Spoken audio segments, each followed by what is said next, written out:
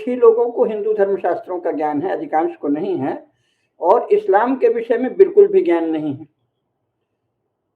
तो ये तो हमारे यहाँ जो शिक्षा व्यवस्था है उसका दोष है।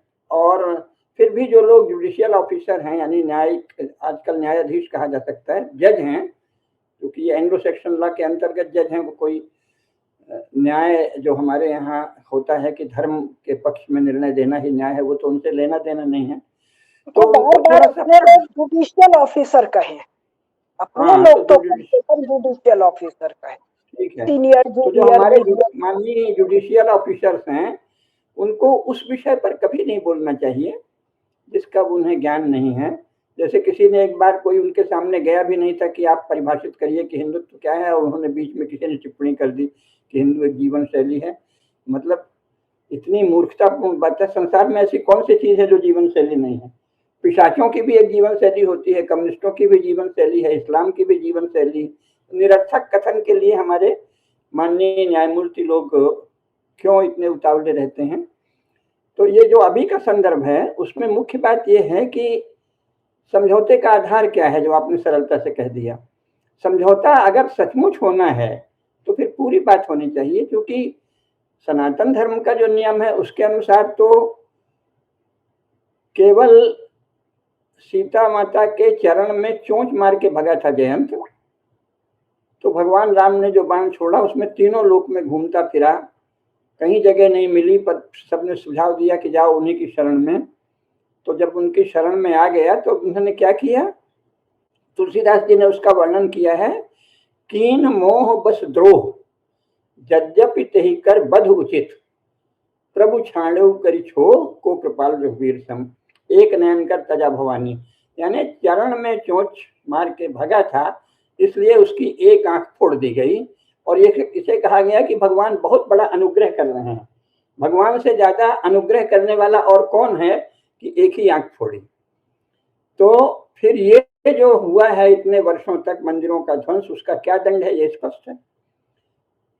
दूसरा, भगवान राम का वाल्मीकि रामायण में है, इस समय अभी श्लोक मुझे पूरा याद नहीं आ रहा, तो उसमें भगवान राम के जन्म के पहले विष्णु भगवान जब देवता प्रार्थना करते हैं तो भगवान विष्णु प्रकट होते हैं।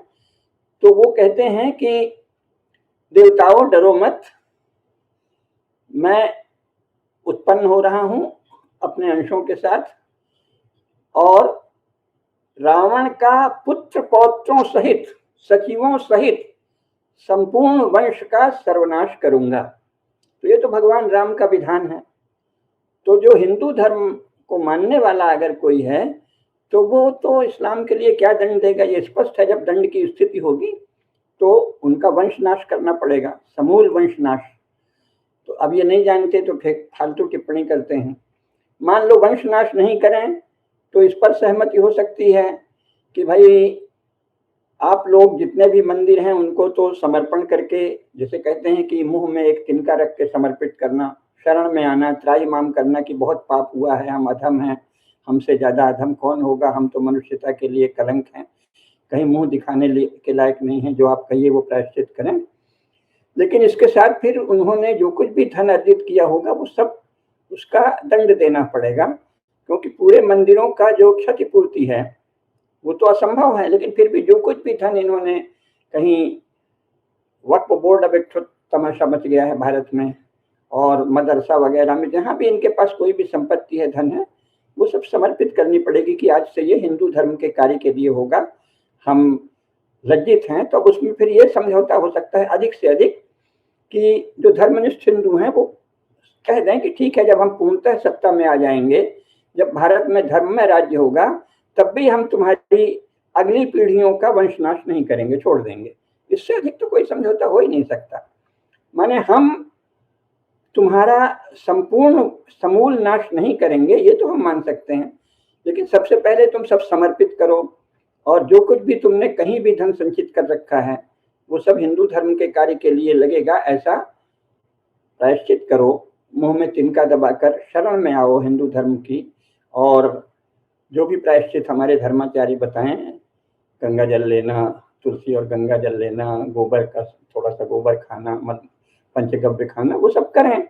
जितने भी इनके मुखिया बनते हैं, जितने भी इनके बरेलवी और देवबंदी या कोई भी गुट है, जो भी इनके शिया और सुन्नी जो भी समूह हैं, जितने भी संगठन हैं, जितने भी इनके मुख्य लोग हैं, जितने भी इमाम हैं, मौलवी हैं, वो संयुक्त रूप से शपथ लें कि हमसे महापाप हुआ है, आज से हमारा सब कुछ सनातन धर्म के लिए समर्पित है और कृपा करके हमारी भावी पीढ़ी को जीवित छोड़ दीजिए, तो एक समझौता हो सकता है।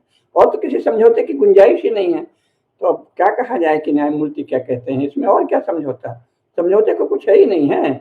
भगवान राम ने मार्ग दिखा दिया, इतना ही मुझे कहना है।